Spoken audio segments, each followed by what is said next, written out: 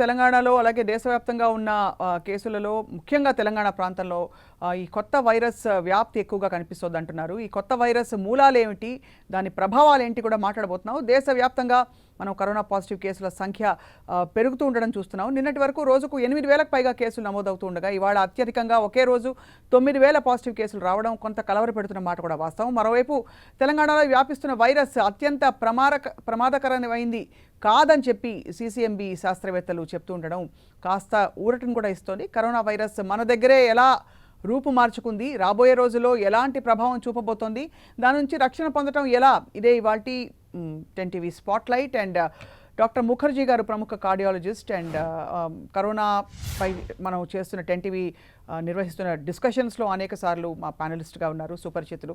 Doctor Mukherjee joining us. నమస్కారం sir. And అలాగే doctor Madhusudan Rao garu AIC సిఇఓగా ఉన్నారు, సిసిఎంబి సైంటిస్ట్గా ఉన్నారు. నమస్కారం మధుసూదన్ రావు గారు, వెల్కమ్ సార్. మధుసూదన్ రావు గారు, ఫస్ట్ ఆఫ్ ఆల్ సార్, ఇది అంటే దీని జన్యు క్రమం గురించి మాట్లాడుతున్నాం కాబట్టి కొత్తగా వచ్చిన క్లెయిడ్ ఒక్కసారి క్లారిఫై చేయండి సార్ క్లుప్తంగా. ఇది కోవిడ్లోని ఒక స్ట్రెయిన్ అంటారా, లేక ఇది మరొక స్ట్రెయినా? ఇప్పుడు ప్రస్తుతం చూస్తున్న ఈ పరిస్థితులు దాన్ని ఎలా కనుగొన్నారు?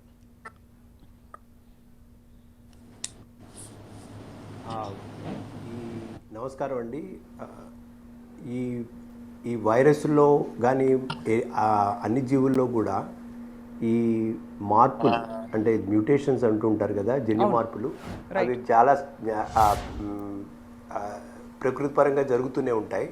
అందులో ఈ వైరస్లో ఈ ఈ ఈ మార్పులు అనేవి కొంచెం ఎక్కువ వేగంగా జరుగుతాయి మనుషుల్లో కంటే. కానీ ఇలా ఇప్పటికొచ్చి ఈ వైరస్ మనం కనుగొని అప్పుడే 5 నెలలు అవుతుంది. 5 నెలల్లో అది చాలా జన్యుపరంగా దానిలో చాలా తేడాలు వస్తూ ఉంటాయి.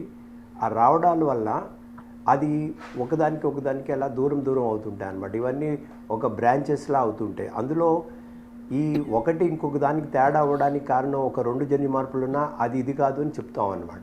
ఇది ఒక క్లేడ్ అయిపోతుంది, అది ఇంకొక క్లేడ్ అవుతుంది. ఇప్పుడు ఇందాక డైరెక్టర్ చెప్పినట్టు క్లేడ్ అంటే ఒక చోట అవి 2 సెపరేట్ అయిపోయి వేరే విధంగా వెళ్తున్నట్టు అనమాట. బ్రాంచెస్, మన చెట్టులో బ్రాంచెస్ లాగా అనమాట.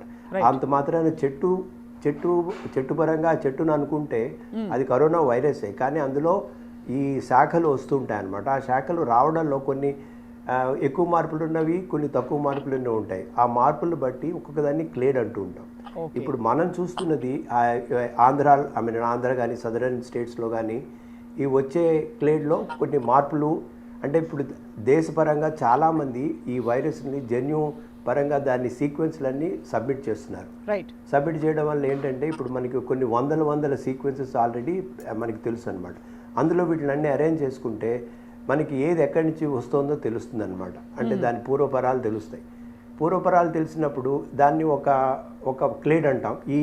ఇవాళ చెప్పిన క్లేడ్ అది ఇంకా రెండు భాగాలుగా అవ్వచ్చు. ఇంకొక 5 నెలలు అయిన తర్వాత 4 భాగాలు అవుతుంది. అప్పుడు ఇవన్నీ కూడా ఇది క్లాసిఫికేషన్ ఆఫ్ మ్యూటేషన్స్ పరంగా చెప్తాం అనమాట. అంతే తప్పితే ఇది చాలా ఇలాంటి క్లేడ్స్ ఇప్పటికే చాలా ఉన్నాయి. గుహాల్లో మొదలైన దగ్గర నుంచి ఇప్పటికీ ఒక 30-40 క్లేడ్స్ ఉన్నాయి. వీటిల్లో ఈ క్లేడ్లో ఉన్నది దాని ప్రభావం ఎక్కువ ఉందా తక్కువ ఉందా, బలమైందా బలహీనమైందా అని చెప్పడానికి ఎక్కడ ఇప్పుడు మనకి ఆధారాలు లేవన్నమాట. అందుకని దీనికి దాని వ్యాప్తి గుణానికి సంబంధించిన విషయం కాదు. ఇది ఓన్లీ దీని పూర్వాపరాలు తెలుసుకోవడానికి కావాల్సిన ఆధారాలే. అది నా ఈ క్లేడ్ గురించి. సో దీనివల్ల అంటే doctor Mukherjee, continuing from there sir, అంటే దీని ప్రభావం మనుషులపై ఎలా ఉంటుంది, ఎంత తొందరగా వ్యాప్తి చెందుతుంది, ఎంత బలంగా పంజా విసురుతుంది, ఇలాంటి అంశాలకి దీని నామకరణానికి ఏమీ అసలు సంబంధం లేదంటారు. Is that right sir? Have you understood right doctor Mukherjee? Madhusudan Rao garu clear గా చెప్పినట్టుగా ఇది క్లేడ్ అనేది ఒక లెటర్సే ఒక లింగ్విస్టిక్స్ లో ఒక యాస లాంటిది అనుకోండి. వేరియస్ ప్రాంతాల నుంచి వచ్చితే యాస బట్టి ఎట్లా గుర్తుపడతామో అట్లా జెనెటిక్ పరంగా మ్యూటేషన్స్ ప్రకారం తీసుకుంటే ఇది ఇక్కడి నుంచి వచ్చారు, ఈ వైరస్ ఇక్కడి నుంచి వచ్చిందని చెప్పొచ్చు. క్లేడ్ అంటే ఒక క్లస్టర్ ఆఫ్ వైరసెస్. ఇప్పుడు ప్రపంచం మొత్తం జీనోమ్ సీక్వెన్సింగ్ కరోనా వైరస్ కి చేయడంలో ఆల్మోస్ట్ 40,000 జీనోమ్ సీక్వెన్స్లు కంప్లీట్ గా తయారు చేశారు. దీంట్లో ఇండియా నుంచి 361 జెనెటిక్ సీక్వెన్సెస్ ఇప్పటికి వాటికి తయారు చేయడం జరిగింది. ఆ నిన్న చేసిన జెనెటిక్ సీక్వెన్సెస్ అన్ని చూస్తే ప్రపంచం అంతా ఒక 3.5 మాత్రమే ఉన్న జెనెటిక్ సీక్వెన్స్ ఏదైతే ఇప్పుడు A3I అంటున్నామో అది ఇండియాలో 41% ఉంది. అందుకని ప్రపంచంలో కొంచెం తక్కువగా ఉంది, ఇండియాలో కొంచెం ఎక్కువగా ఉంది అని చెప్పడం కోసం మాత్రమే ఇది మనకు ఉపయోగపడుతుంది. అదేవిధంగా ఈ A3I అనేది ఇప్పుడు మనం చెప్తుంది, ఆ ఐ అంటేనే ఇండియాలో ఎక్కువ ఉంది కాబట్టి దానికి ఐ అని పేరు పెట్టారు. ప్రపంచం మొత్తం మీద ఉండేది A2A అనేది ఎక్కువ కామన్ గా ఉంటున్న క్లేడ్. దాని తర్వాత A3 ఉంది, A3I ఉంది, A3I అంటే ఇప్పుడు ఇండియాలో ఉన్నది, B ఉంది, B4 ఉంది. ఈ 5 ఇండియాలో ఎక్కువగా కనపడుతున్నాయి. అయితే నిన్న WHO వాళ్ళు కూడా ఒక ప్రెస్ కాన్ఫరెన్స్ పెట్టారు. మేరియా వాన్ కర్వకే అనే ఒక ఆవిడ ఉంటారు, డాక్టర్ గారు. ఆవిడేంటంటే ఇట్లా కరోనా వైరస్ మీద వస్తున్న శాస్త్రం అంతా వైరాలజీకి సంబంధించింది. ఆవిడ ఫైనల్ అథారిటీ, ఆవిడ చెప్తా ఉంటారు. ఆవిడ క్లియర్ గా ఏం చెప్పారంటే ప్రపంచంలో చాలా క్లేడ్స్, మోర్ దెన్ 11 క్లేడ్స్ ఐడెంటిఫై అయినాయి, వాటిలో సబ్ టైప్స్ కూడా ఐడెంటిఫై అయినాయి. కానీ ఇప్పుడు దాకా ఈ వైరస్ రిమార్కబుల్ గా స్టేబుల్ గా ఉంది, ఇది ఎక్కువ విరులెంట్ గానీ తక్కువ విరులెంట్ గానీ ఎక్కడా అవుతున్నట్టు చెప్పలేదు అని. అదేవిధంగా CCMB కూడా నిన్న క్లారిటీ ఇచ్చారు, పొద్దున్నే క్లారిటీ ఇచ్చారు. ఏం క్లారిటీ ఇచ్చారంటే మేము డిఫరెంట్ వైరస్ స్ట్రెయిన్ ఉన్నదని చెప్పిన మాట వాస్తవమే, కానీ ఈ వైరస్ స్ట్రెయిన్ ఎక్కువ బలమైంది లేకపోతే ఎక్కువ ప్రమాదకరమైంది లేదా తక్కువ ప్రమాదకరమైంది ఏ రకంగానూ చెప్పడానికి ఇప్పుడున్న డేటా ఎటువంటి పరిస్థితుల్లో సరిపోదు అని.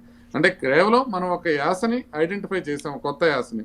ఆ యాస ఇండియాలో ఎక్కువగా ఉంది, ప్రపంచంలో మొత్తం మీద తక్కువగా ఉంది. WHO కూడా క్లియర్ గా చెప్పిన దాన్ని బట్టి మనం ఇది ఎక్కువ ప్రమాదకరం అని అనుకోవడానికి లేదు, అదేవిధంగా తక్కువ ప్రమాదకరం కూడా అనుకోవడానికి లేదు. రిమార్కబుల్ గా సిమిలర్ గా ఉంది ప్రపంచం అంతా అని. ఒక్క డిఫరెన్స్ ఏంటంటే ఈ ఆరిజిన్ మనం ఎప్పటి నుంచి చూస్తామో ఇది సౌత్ ఈస్ట్ ఏషియా అంటే ఇండోనేషియా నుంచి వచ్చింది అనేది అనుకుంటున్నారు అనమాట. ఇదే మనం చైనా నుంచి, వుహాన్ నుంచి డైరెక్ట్ గా వచ్చింది కాకుండా చైనా నుంచి ఇండోనేషియాకి వెళ్ళి ఇండోనేషియా నుంచి ఇక్కడికి వచ్చి ఉండొచ్చు.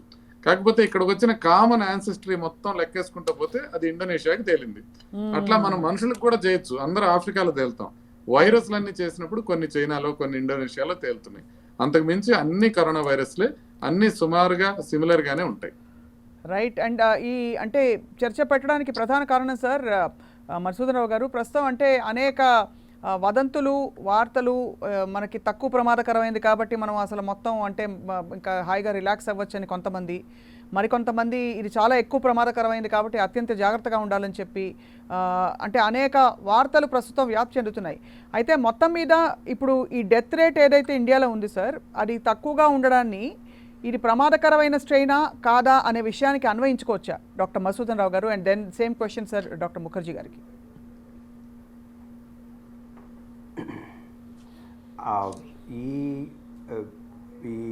ఈ మరణంలో ఉండే శాతాల గురించి మాట్లాడేటప్పుడు ఈ శాతాలు మన ఇండియాలో, భారతదేశంలో ఈ శాతం చాలా తక్కువ ఉంది, 2% అట్లా ఉందని చెప్తారు కంపేర్ టు అదర్ కంట్రీస్.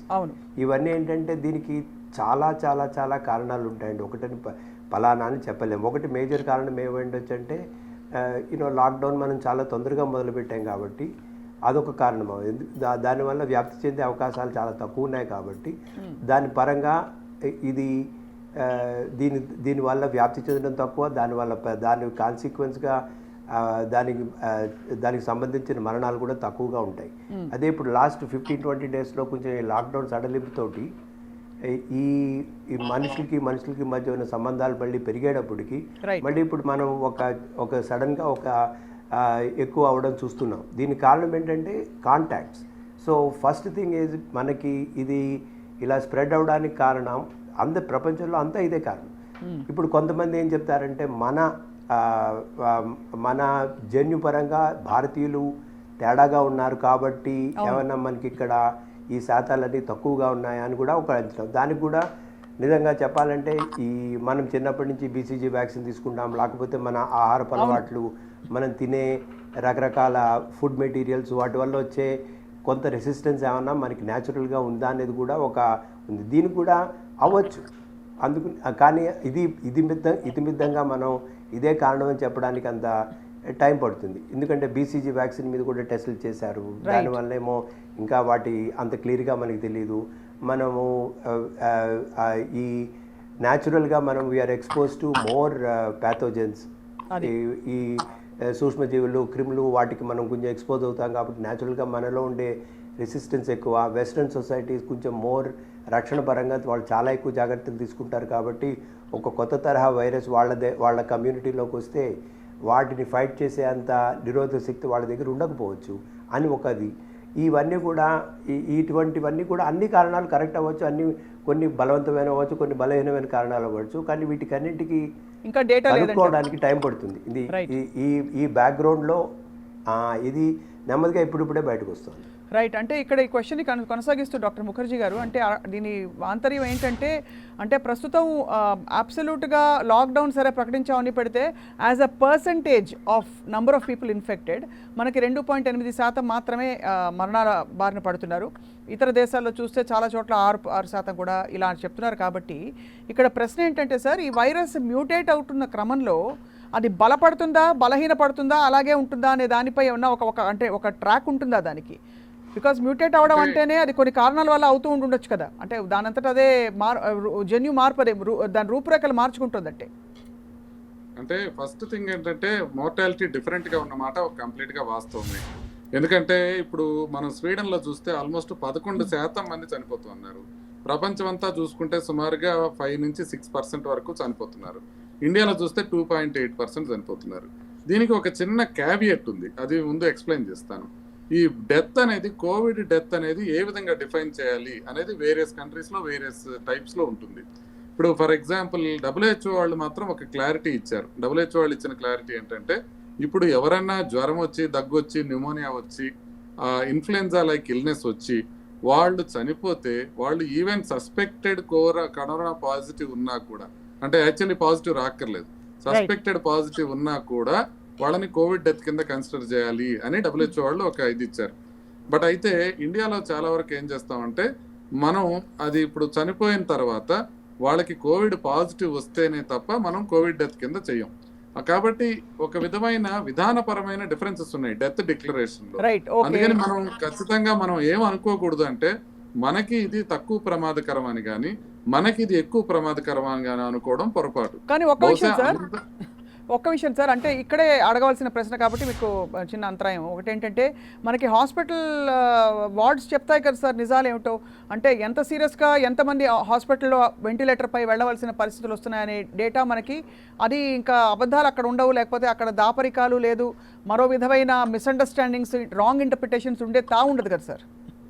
ఇప్పటి వరకు ఖచ్చితంగా మేము ఐసీయూలో చూస్తున్నాం కాబట్టి ఖచ్చితంగా కొద్దిగా మోర్టాలిటీ రేట్స్ ఇండియాలో తక్కువే ఉన్నాయి ప్రపంచంలో చెప్పిన దానికన్నా.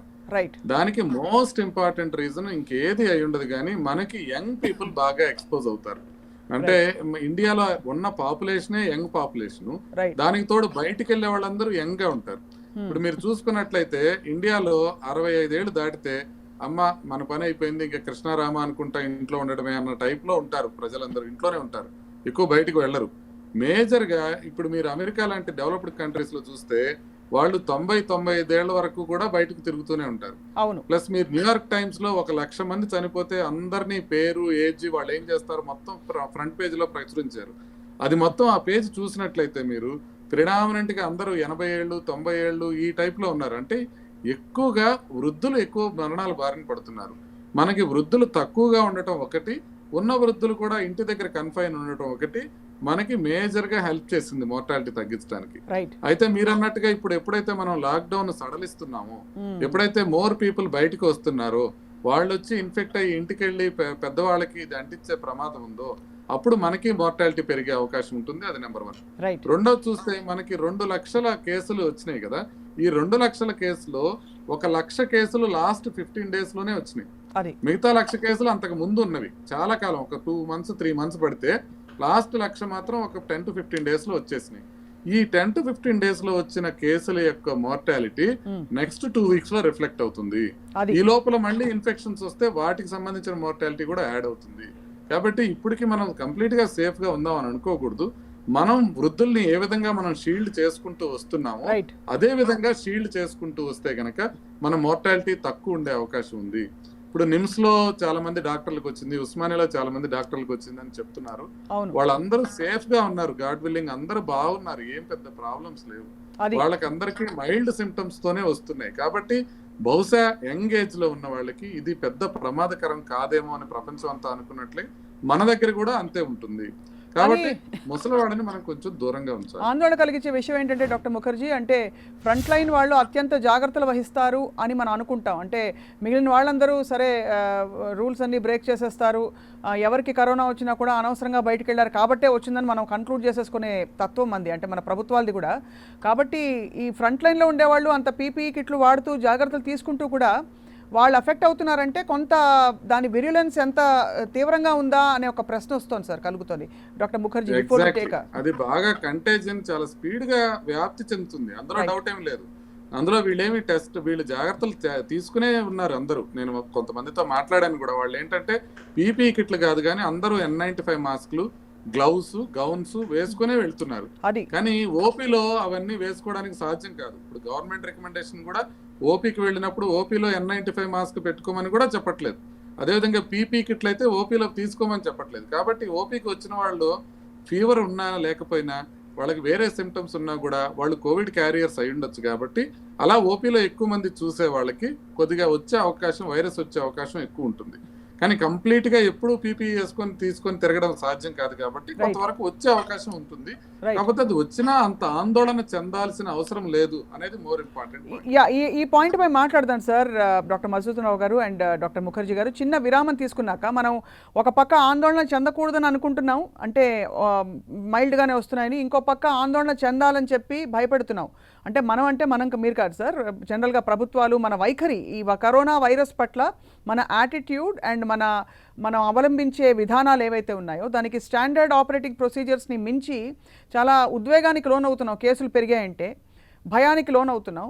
ఇంకోవైపు ఏ కొత్త చిన్న వార్త వచ్చినా కూడా కొంత కలవరపడిపోతున్నాం. ఇంకోవైపు ఊరటి నుంచి ఏ వార్త వచ్చినా కూడా సంబరపడిపోతున్నాం. కాబట్టి ఈ పరిస్థితుల్లో ఇప్పుడు కేసులు పెరుగుతున్న ఈ పరిస్థితుల్లో మరి ఎలా ఉంటే రాబోయే 2-3 నెలలు ఎలా ఉండబోతున్నాయి మనకి మాట్లాడదాం సార్. రైట్, దేశవ్యాప్తంగా కరోనా పాజిటివ్ కేసులు వేగంగా పెరుగుతున్నాయి. రోజుకి దాదాపు 9,000కి పైగా మనం కేసులు చూస్తున్నాం భారతదేశంలో. అండ్ అలాగే రాష్ట్రాల స్థాయిలో కూడా అన్ని చర్యలు తీసుకుంటున్నప్పటికీ కూడా కేసుల సంఖ్య పెరుగుతున్న మాట వాస్తవం. అండ్ ఈ పరిస్థితుల్లో సరే లాక్డౌన్ సడలింపులు మొదలైపోయాయి, ఇంకా కూడా సడలింపులు ముందు రాబోతున్నాయి. జూన్ 8 నుంచి మనకి ఆంధ్రప్రదేశ్లో టూరిజం పర్యాటక రంగాన్ని ఓపెన్ చేసేస్తామని చెప్తున్నారు. మరోవైపు గుళ్ళు గోపురాలు, ప్రార్థనా మందిరాలు, అన్ని రకాల పబ్లిక్ ప్లేసెస్ కూడా, రెస్టారెంట్స్ కూడా ఓపెన్ చేస్తామని చెప్పి కేంద్ర ప్రభుత్వం కూడా పర్మిషన్స్ ఇచ్చేసింది. మరి ఈ పరిస్థితుల్లో కొత్తగా వినిపిస్తున్న పేరు క్లెయిడ్ A3I వైరస్, అంటే ఇది కరోనా నుంచి వచ్చిన మరొక విధమైన ఒక స్ట్రెయిన్ అని చెప్పి CCMB నిపుణులు, సైంటిస్టులు చెప్తున్నారు. దీనికి ప్రస్తుతం ఉన్న ప్రోటోకాల్స్ ఏవైతే ఉన్నాయో దాంతో ఏమైనా సంబంధం ఉందా? ఈ కొత్తగా వచ్చిన ఇన్ఫర్మేషన్ లేదు, మనం పాటిస్తున్న జాగ్రత్తలే కొనసాగించాలా? మెడిసిన్ కనుగొనడానికి అలాగే వ్యాక్సిన్ కనుగొనడానికి ఇదేమన్నా తోడ్పడుతుందా? ఇదే అంశంపై మాట్లాడుతున్నాం. మనతో పాటు CCMB CEO of AIC doctor Madhusudan Rao garu సిద్ధంగా ఉన్నారు. అలాగే డాక్టర్ ముఖర్జీ గారు, ప్రముఖ కార్డియాలజిస్ట్ కూడా ఈ ప్యానెల్ డిస్కషన్లో పాల్గొంటున్నారు. మధుసూదన్ రావు గారు, సార్ ఇప్పుడు మామూలుగా ఈ మ్యూటేషన్స్ జరిగినప్పుడు మ్యూటేషన్స్ తాలూకు ఎఫెక్ట్ అంటే వ్యాక్సిన్ కనుగొనడంలో ఏమన్నా మార్పులు వస్తాయా సార్?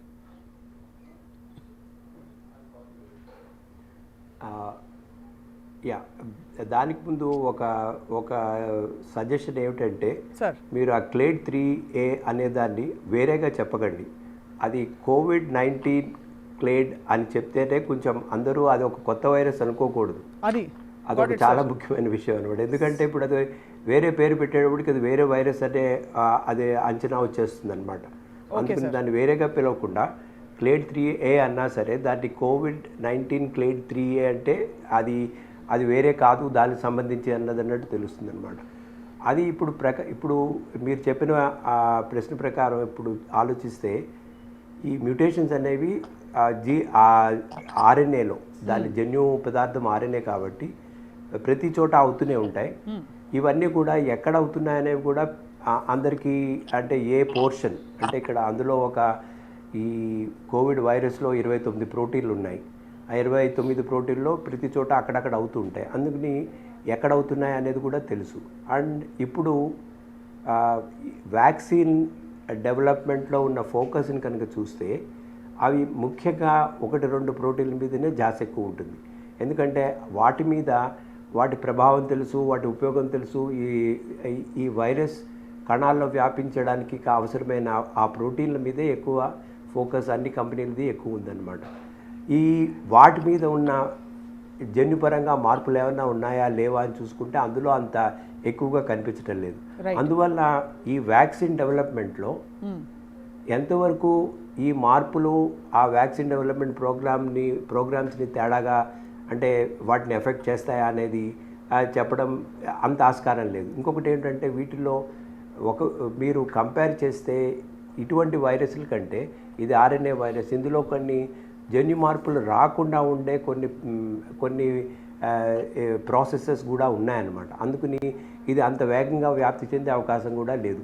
అందులో మొదట్లోనే అందరికీ తెలిసింది ఏమిటంటే ఇందులో కనుక వ్యాక్సిన్ డెవలప్మెంట్ చేస్తే ఇప్పుడు ఈ కోల్డ్ వైరస్ అంటాం కదా, ఇన్ఫ్లుయెంజా వైరస్ కానీ మిగతా వాటిల్లో ప్రతి ఏడాది మనం వ్యాక్సిన్ తీసుకోవాలి, అటువంటి సిచ్యువేషనే ఈవెన్ కోవిడ్ కూడా వస్తుందా అని చాలామంది అభిప్రాయపడ్డారు. అటువంటి పరిస్థితి రాకపోవచ్చని ఇప్పుడు ప్రస్తుతం ఇందులో ఉన్న జన్యు మార్పులు తగ్గించే ప్రాసెసెస్ ఉన్నాయి. కాబట్టి అందులో ఈ మెయిన్గా ఫోకస్ చేసే ప్రోటీన్లో అంత ఎక్కువ మార్పులు లేవు. కాబట్టి ఇందులో ఈ వ్యాక్సిన్ డెవలప్మెంట్లో చేసే ప్రోగ్రామ్స్లో అంత తేడా సక్సెస్ అనేది ఫెయిల్యూర్ అనేది తక్కువ అవ్వచ్చు అని ఒక అవగాహన అన్నమాట. Right sir. అండ్ ఈ మ్యూటేషన్ సంఖ్య మీరు చెప్పారు 34 క్లేడ్స్ ఆల్రెడీ కనిపిస్తున్నాయని చెప్పి, ఇది అంటే సాధారణంగా ఇలాంటి ఈ తత్వం వైరస్కి కామన్ అంటారా, లేక ఇది ఎక్కువ మ్యూటేట్ అవుతుందా తక్కువ మ్యూటేట్ అవుతుందా, దానివల్ల మనం ఏమైనా కన్క్లూడ్ చేసుకోవచ్చా? అంటే ఇది ర్యాపిడ్గా అడాప్ట్ అవ్వడానికి వైరస్ ఇఫ్ ఇట్స్ అంటే చాలా ఇంటెలిజెంట్గా ముందుకెళ్తుందని అర్థం చేసుకుంటున్నాం మ్యూటేషన్ అంటే. Please correct us if you are wrong, doctor Madhusudan Rao garu. అంటే ఇక్కడ చెప్పాల్సింది ఏంటంటే మ్యూటేషన్స్ అనేవి ప్రకృతి పరంగా అన్ని కణాల్లో అన్ని జంతువుల్లో అవుతూ ఉంటాయండి. అందులో పెద్ద ఇది లేదు. దానికి కూడా ఒక పర్టికులర్ రేట్ అనేది ఉంటుందన్నమాట.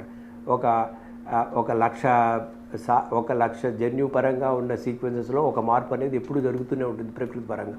అలాగే ఒక జీవి ఇంకో జీవిలా మారుతుంటుంది వందల కొద్ది సంవత్సరాలలో.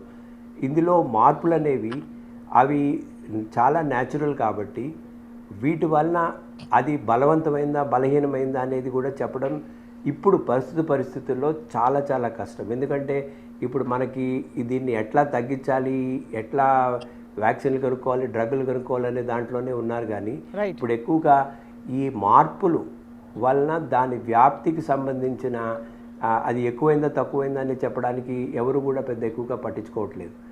ఎందుకంటే అది చాలా కేర్ఫుల్గా స్టడీ చేయవలసిన విషయాలు అనమాట. ఇప్పుడు అంత డీటెయిల్గా చేసే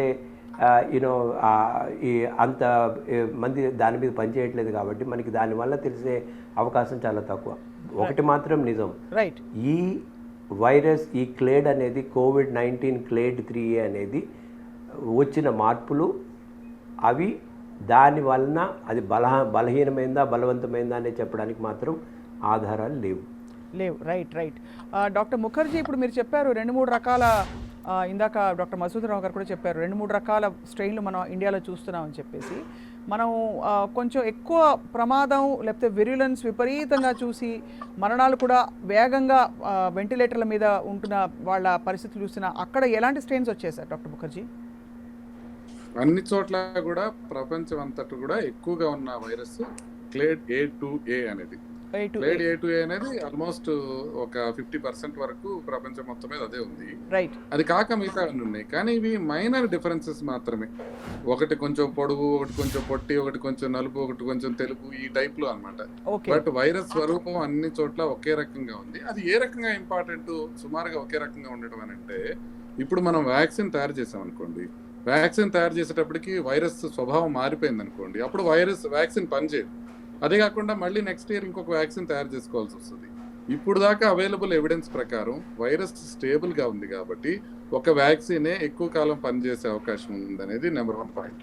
ఇంకోటి ఏంటంటే, ఈ వైరస్ ఒకసారి వచ్చిన తర్వాత తగ్గిపోయి మళ్ళా వస్తుందా లేదా అనేది కూడా మ్యుటేషన్ మీద ఆధారపడుతుంది.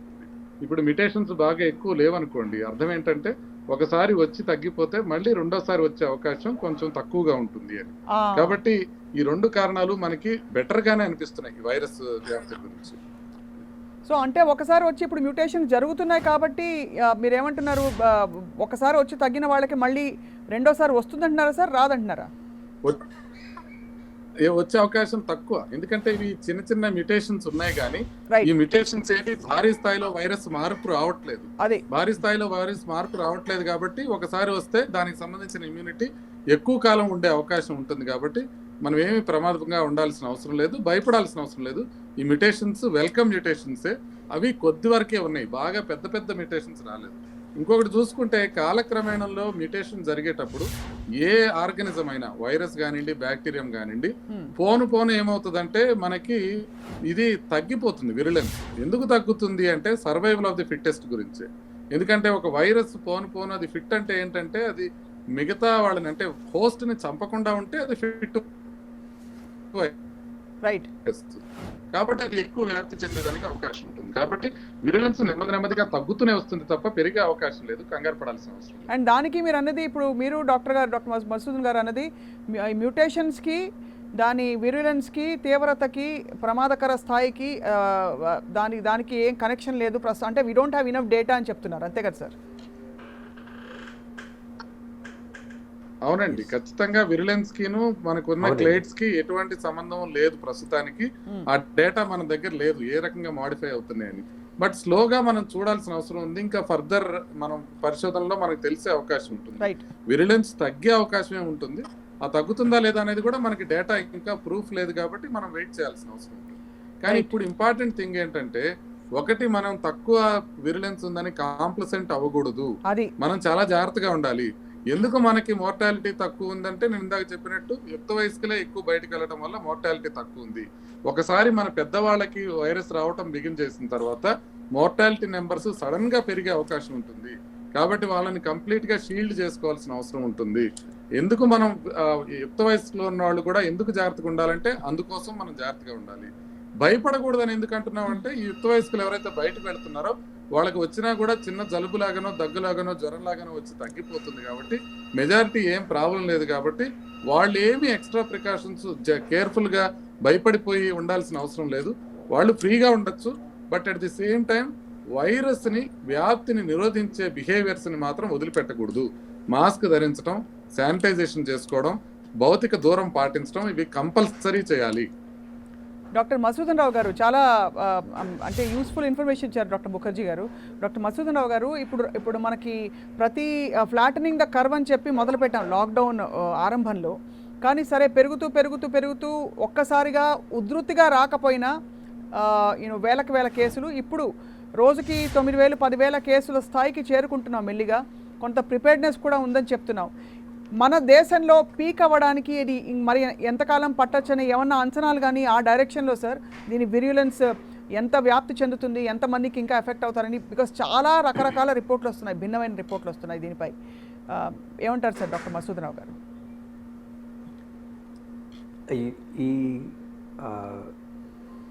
ఈ మనకి నియర్ ఫ్యూచర్లో ఈ కోవిడ్ ఎఫెక్టెడ్ పాపులేషన్ ఎలా వెళ్తుందని చెప్పడానికి చాలా గణాంకాలు చాలా అవసరం అండి. డేటా చాలా ఉండాలి. ఇందులో ప్రపంచంలో అందరూ కూడా చాలా రకరకాలైన ప్రిడిక్టివ్ మోడల్స్ అంటారు. ఈ ప్రిడిక్టివ్ మోడల్స్ చేస్తారు. ఈ ప్రిడిక్టివ్ మోడల్స్లో ఎక్కువగా కన్సిడర్ చేసేది రిప్రొడక్షన్ నెంబర్ అంటారు. అంటే అదేంటంటే ఒక మనిషికి వస్తే అది ఎంతమందికి వ్యాపిస్తుంది, అది ఎంతమందికి వ్యాపిస్తుంది అనేది దేని మీద ఆధారపడి ఉంటుందంటే, ఆ టైంలో ఆ గవర్నమెంట్ తీసుకున్న పాలసీలు బట్టి వాళ్ళు స్కూల్స్ అలౌ చేశారా, మాల్స్ అలౌ చేశారా, సోషల్ గ్యాదరింగ్స్ అలౌ చేశారా, రిలీజియస్ ప్లేసెస్ అలౌ చేశారా, లేకపోతే మిగతా పబ్లిక్ సర్వేలెన్స్ ఎంతవరకు పెట్టారు, ఇవన్నీ చాలా ముఖ్యం. దీంతో పాటు టెస్టింగ్. ఇప్పుడు కొన్ని దేశాలు చూసారంటే వాళ్ళకు ఒకటే రూల్, టెస్టింగ్. దీనివల్ల ఏంటంటే వాళ్ళు టెస్ట్ చేయడం వలన తొందరగా ఎఫెక్ట్ అయిన వాళ్ళని ఐడెంటిఫై చేసి వాళ్ళని ఐసోలేట్ చేసి అది మిగతా వాళ్ళకి రాకుండా చేయడం. ఇవన్నీ తీసుకుంటేనే ఆ ప్రిడిక్టివ్ మోడల్స్లో ఇప్పుడు మీరు ఈ రిప్రొడక్షన్ నెంబర్ అనేది 2 పెట్టచ్చు, 4 పెట్టచ్చు. టూ ఉంటే ఒక విధమైన ప్రొఫైల్ వస్తుంది. అంటే ఫర్ ఎగ్జాంపుల్ 4 పెట్టామంటే బై జూలై కల్లా మన ఈ ఎఫెక్టెడ్ పాపులేషన్ వ్యాధి సంక్రమించిన వాళ్ళు ఒక 5 రెట్లు పెరగచ్చు. అదే 2 ఉంటే 1 రెట్టే పెరగచ్చు. ఈ ఫ్లాట్నింగ్ కర్వ్ అనేది చాలా డిసెప్టివ్ అనమాట. అది it all depends upon what kind of other precautions a government is taking. అది తగ్గితేనే మనకు ఉపయోగం అనమాట. కొన్నిసార్లు ఏమవుతుందంటే ఈ ఫ్లాట్ అయింది కదా కరువు, ఐ థింక్ అది స్టెబిలైజ్ అయిపోయింది, పాపులేషన్లో స్టెబిలైజ్ అయింది. మళ్ళీ మీరు ఇవి సడలింపు చర్యలు మొదలు పెడితే మళ్ళీ అది ఎక్కువగా ప్రబలించే అవకాశం డెఫినెట్గా ఉందన్నమాట. ఇవన్నీ కూడా ఈ ప్రిడిక్టివ్ మోడల్స్ అన్నీ కూడా ఈ వేరే గణాంకాల మీద ఇప్పుడు ప్రస్తుతం ఐసీఎంఆర్ చేస్తున్నది ఏమిటంటే పబ్లిక్లో ఎంతవరకు ఉంది, ఇంకొక సామాజిక వ్యాప్తి అంటారు, హెర్డ్ ఇమ్యూనిటీ అంటారు, హెర్డ్ ఇమ్యూనిటీ ఎంతవరకు ప్రబలింది అనేది కూడా ఒక నెంబర్ కావాలంటే ఒక 1,00,000 మందిని సర్వే చేస్తే అందులో ఎంతమందికి ఈ వ్యాధి తాలూకు యాంటీబాడీస్ వచ్చినాయి అనేది చూసుకుంటే అది అసలు ఎంతవరకు స్ప్రెడ్ అయిందనేది తెలుస్తుంది అనమాట. ఈ నెంబర్లు లేకుండా ఈ ప్రిడిక్టివ్ మోడల్స్లో ఎవరేం చెప్పినా అంతవరకు అవి వాటి ఉపయోగాలన్నీ అంతవరకు ఎంతవరకు నమ్మాలో మనం చెప్పలేమన్నమాట. అందుకని ఈ డేటా కలెక్షన్ టెస్టింగ్ వలన పబ్లిక్లో ఎంత ఉంది, ఎటువంటి లాక్డౌన్ చర్యలు గవర్నమెంట్ తీసుకుంటోంది, మెట్రోలు వాడితే ఒక రేట్ వస్తుంది, బస్సులు వాడితే ఇంకొక నెంబర్ వస్తుంది, రైలు వాడితే ఇంకొక నెంబర్ వస్తుంది, గుడులు ఎలా చేస్తే ఇంకొక నెంబర్ వస్తుంది. ఇవన్నీ కూడా ఈ గణాంకాల్లో ఈ ప్రిడిక్టివ్ మోడల్స్లో పెట్టుకోవాల్సి వస్తుంది అనమాట. అవి అందువలన అన్నీ కూడా ఎంతవరకు ఈ నిర్దేశక చర్యలు మనం అయితే తీసుకుంటున్నామో వాటి బట్టే అది ఎంతవరకు వ్యాపిస్తుంది, పీక్ ఎప్పుడు వస్తుంది, కిందకి వెళ్తుందా అనేది కూడా చెప్పగలం అనమాట. రైట్. డాక్టర్ ముఖర్జీ, ఇంకొక కీలకమైన ప్రశ్న సార్. మామూలుగా ఇప్పుడు వర్షాకాలం వస్తుంది సరే, ఇప్పుడు ఇంతవరకు ఎండాకాలం, ఎండలు మండిపోతున్నాయి, కరోనా కూడా ఫుల్గా చచ్చిపోతుందని ఎక్స్పెక్ట్ చేశారు బిగినింగ్లో. అవేవి కాలేదు, బాగా శుభ్రంగా ఫుల్గా వ్యాపించి హాయిగా ముందుకెళ్తుంది కరోనా. ఇప్పుడున్న పరిస్థితుల్లో సార్ ఇతర స్ట్రెయిన్స్ ఆఫ్ ఇతర వైరస్లు మనకు కామన్గా ప్రతి సీజన్లో వచ్చేవి కూడా మనకు ఉండొచ్చు కదా, దగ్గు జలుబు కామన్గా వర్షాకాలంలో అందరికీ వస్తుంది. సో మరి ఏమన్నా మెడికల్ సలహాలు ఇస్తారా సార్ మీరు, అంటే గుర్తించడం, బికాస్ జలుబు దగ్గు రావడం అనేది కామన్ అన్నిటికీ. అంటే ఒకటి ఇంపార్టెంట్ థింగ్ ఏంటంటే మనం కరోనా కోసం తీసుకున్న జాగ్రత్తలే మామూలుగా మనకు వచ్చే జలుబు దగ్గు వీటిని కూడా నివారిస్తాయి. ఎందుకంటే అవి కూడా గాల్లోనే వస్తాయి, అవి కూడా మనం కాంటాక్ట్ తోనే వస్తాయి. కాబట్టి ఈ జాగ్రత్తలు తీసుకుంటాం, వాటిని మనం నివారించవచ్చు. బట్ నివారించలేని కొన్ని జబ్బులు కొన్ని ఉన్నాయి. ఒకటి నివారించలేని ఇన్ఫెక్షన్ డిసీజెస్ జబ్బులు, అంటే మలేరియా కానీ డెంగ్యూ, రైట్, మనం ఈ జాగ్రత్తలతో మనం కంట్రోల్ చేయలేం. కాబట్టి వాటి విషయంలో చాలా అప్రమత్తంగా ఉండాలి.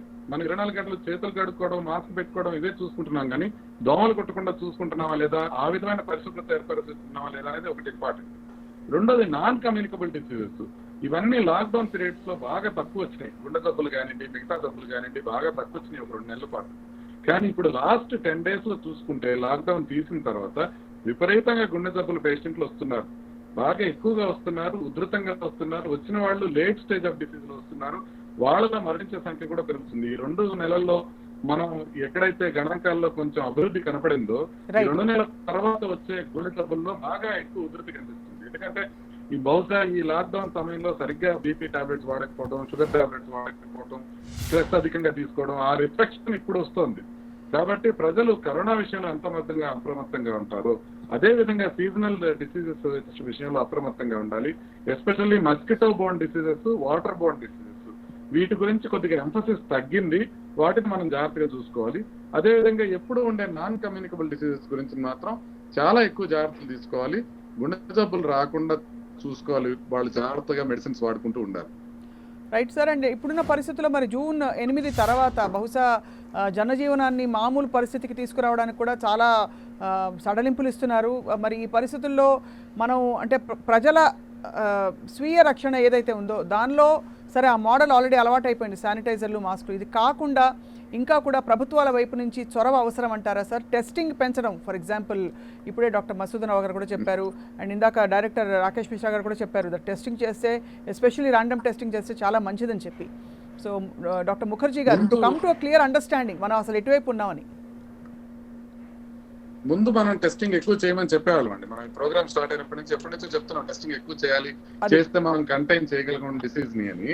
ఇప్పుడు కంటైన్ చేయగలగడం కోసం కాదు టెస్టింగ్, ఇప్పుడు అసలు ఆ విషయం అయిపోయింది. ఇప్పుడు మనం దీన్ని కంటైన్ చేసేసి ఏదో రాకుండా పోయేటట్టు చేయటం అయితే చేయడం అది అయిపోయింది. ఇప్పుడు మనం టెస్టింగ్ ఎందుకు చేసుకోవాలి అంటే, టెస్టింగ్ చేసుకున్నప్పుడు ఒకరికి ఎవరికైనా మైల్డ్ డిసీజ్ వచ్చి తగ్గిపోయింది అనుకోండి, వాళ్ళు సేఫ్ గా ఉంటారు. ఎక్కువ మందికి మనం టెస్ట్ చేసే కొద్దీ ప్రజలకు ధైర్యం పెరుగుతుంది. ఓకే, ఇంతమందికి టెస్ట్ చేసాం, మా అపార్ట్మెంట్ లో నలుగురికి వచ్చింది, వాళ్ళు నలుగురు శుభ్రంగానే ఉన్నారు, ఏమీ కాలేదు అన్న ధైర్యం వస్తుంది. ఇప్పుడు దాకా ఏం చేసామంటే, సివియర్ అక్యూట్ రెస్పిరేటరీ ఇన్ఫెక్షన్ ఉన్న వాళ్ళకి, ఇన్ఫ్లుయెన్జా లైక్ డిసీజ్ ఉన్న వాళ్ళకి, ఇట్లాంటి వాళ్ళకి మాత్రమే టెస్టులు చేస్తున్నాం. కాబట్టి వాళ్ళకి ఏమందంటే, వచ్చిన వాళ్ళకి బాగా ఎక్కువ విరులెంట్ గా ఉంటుందేమో అనిపిస్తుంది.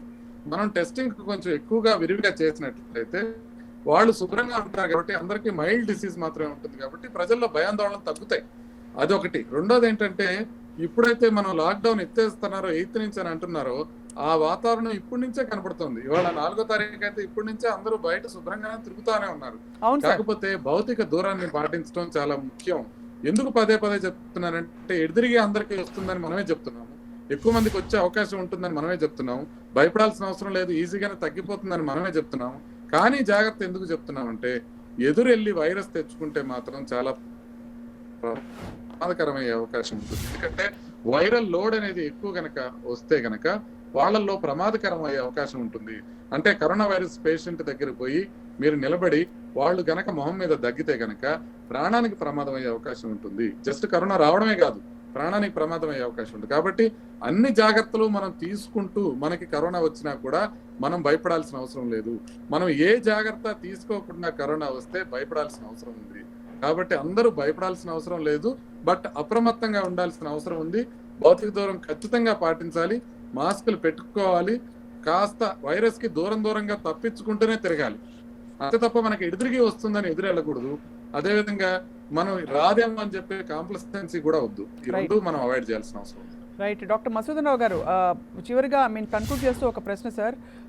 మామూలుగా ఇన్ఫ్లుయెన్జా, ఇతర వైరస్, తీవ్రమైన వైరస్లు ఏవైతే చూసామో, విపరీతంగా వ్యాప్తి చెందే వైరస్లు, ఆ వైరస్లు బిఫోర్ ద వ్యాక్సిన్ పరిస్థితి చూస్తే అండ్ ఇప్పుడు కరోనా బిఫోర్ ద వ్యాక్సిన్ పరిస్థితి చూస్తే కంపేరబుల్, అంటే సఫరింగ్ అంటారా, కంపేరబుల్ డేంజర్ అంటారా, దానికి ఏమైనా కొలమానాలు ఉంటాయా మెజర్ చేయడానికి? అంటే ఎర్లియర్ గతంలో మనకు వచ్చిన ఇలాంటి పాండమిక్స్ కావచ్చు, లేదు బాగా, because this is not a killer virus అని మనకు సైంటిస్టే చెప్తున్నారు, ఇది చాలా వరకు బయటపడిపోతారు కోమార్బిడ్ సిమ్టమ్స్ ఉంటే తప్ప అని.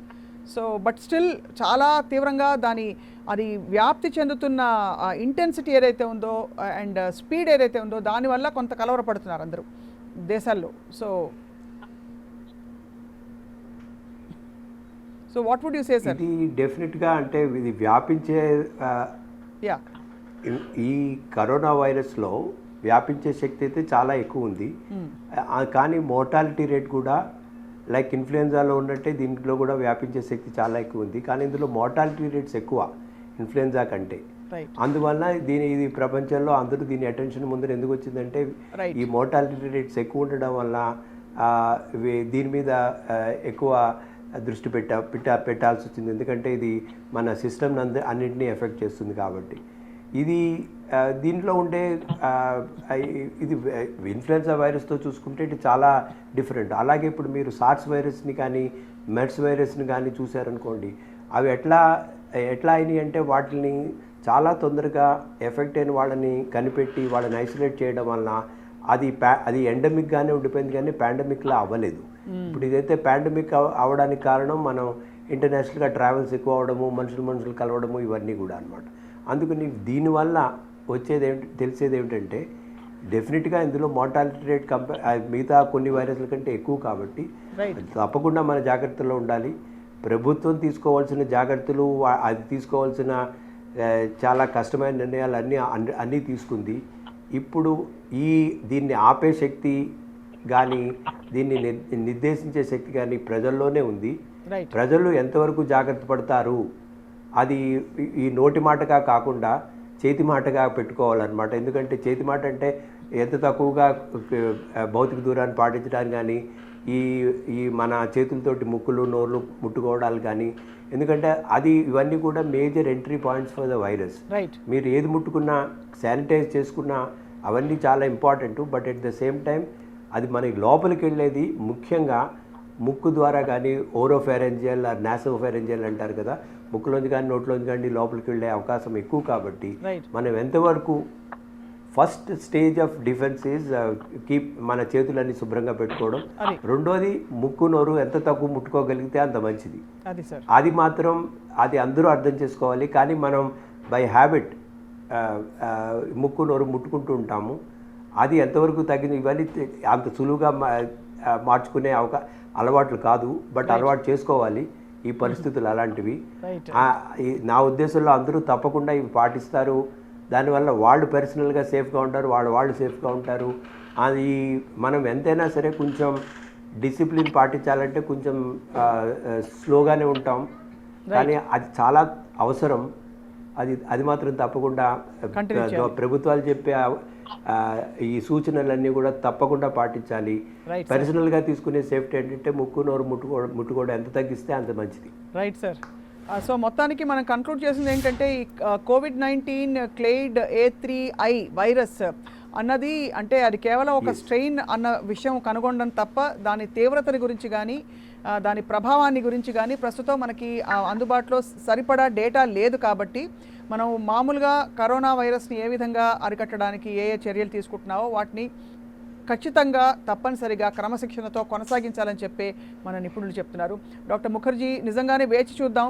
అంతర్జాతీయ ప్రయాణాలకు కూడా మన దేశం సిద్ధమవుతోందని చెప్పి వింటున్నాం. సో ఇప్పుడు స్థానిక ప్రయాణాలు వాటితో కోప్ అవ్వడం అండ్ ఆ తర్వాత ఎన్ని కేసులు పెరుగుతాయి, ఎంతవరకు మనం తట్టుకోగలుగుతాం, మన వైద్య వ్యవస్థ ఎంత అప్రమత్తంగా ఉందో కూడా రాబోయే వారాల్లో చూడబోతున్నాం. థ్యాంక్ యూ వెరీ మచ్ మీ అమూల్యమైన సూచనలు సలహాలు అందించినందుకు. డాక్టర్ మధుసూదన్ రావు గారు, thank you very much sir for joining us today ఈ 10 టీవీ స్పాట్లైట్లో పాల్గొన్నందుకు. ఇది ఇవాల్టి 10 టీవీ స్పాట్లైట్.